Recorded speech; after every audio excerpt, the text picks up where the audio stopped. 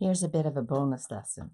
Let's say you're out in the field. You're either doing some urban sketching or your own plein air in a field somewhere.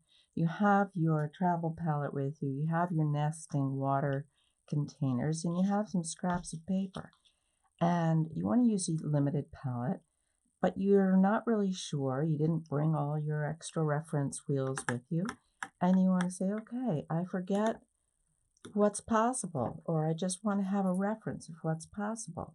Oh, you probably have a spray bottle instead of that. So here we go. We spray, moisten our paints, and decide, okay, I'm going to use my Aureolin, my Gamboge, Cadmium Red Light, Alizarin Crimson, Ultramarine Blue, and Joe's Blue. Okay, those are my standards. So I'll show you my standards. So I'm going to just start. Again, I always start with my yellows at the top. It's the way that I think. Okay, I'm going to make that nice and wet so that I can make my way around. Then wash it off, go into my Gamboge, go into my Cad Red, and there, again, I'm going to bring the yellow into the red, not the red into the yellow.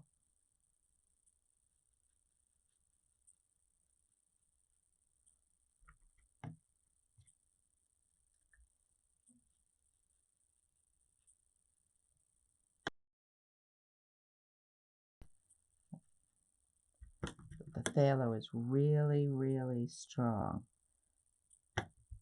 And then I'll go back into my yellow and bring my yellow around to the green.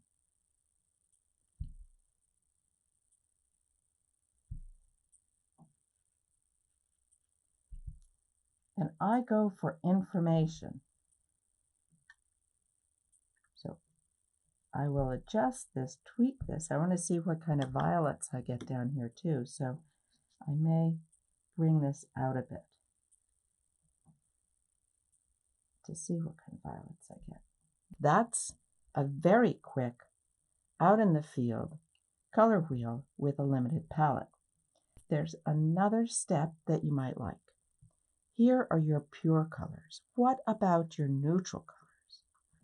So let's do it just a little bit in the reverse and put the yellow, the cool yellow on that side,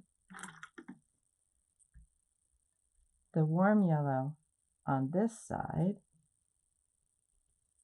Okay, so then I'm going to have the cool red to mix with the cool yellow. So that means that I'm really adding a bit of blue into it. A little bit more. And then the warm red. Now the magic is about to happen to show you a neutralized violet. Let's get a little bit more red in there. Okay. All right, now watch this.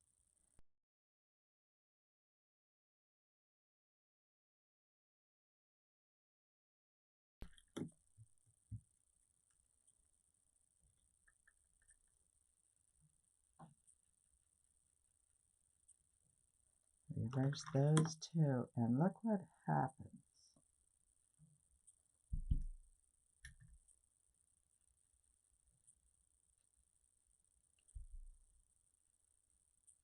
Doesn't turn into a violet at all. It turns into a brown. Okay, so now I'm working my way over here. So what I have here now is my ultramarine and my Gamboge.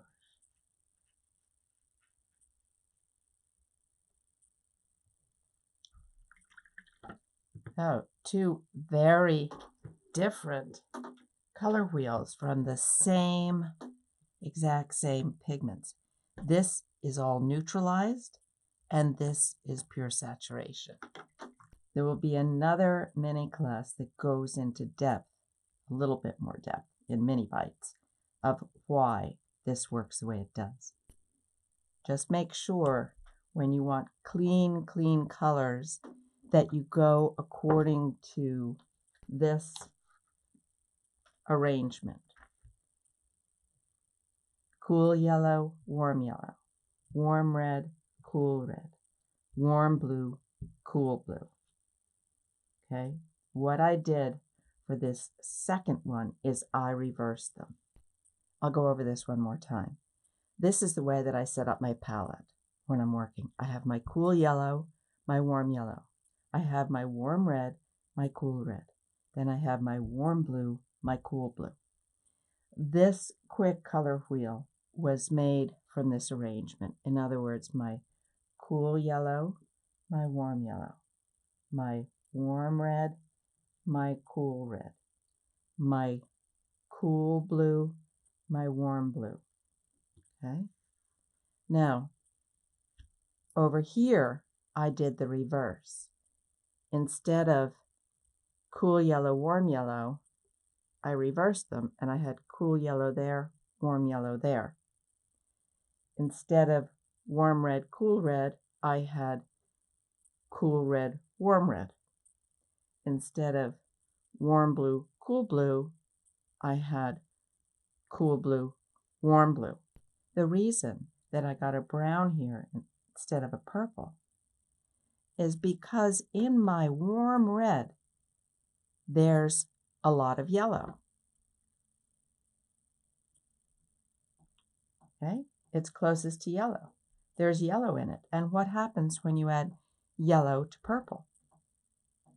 You end up neutralizing it. Yellow and purple are complements, and yellow will knock out a lot of the purple.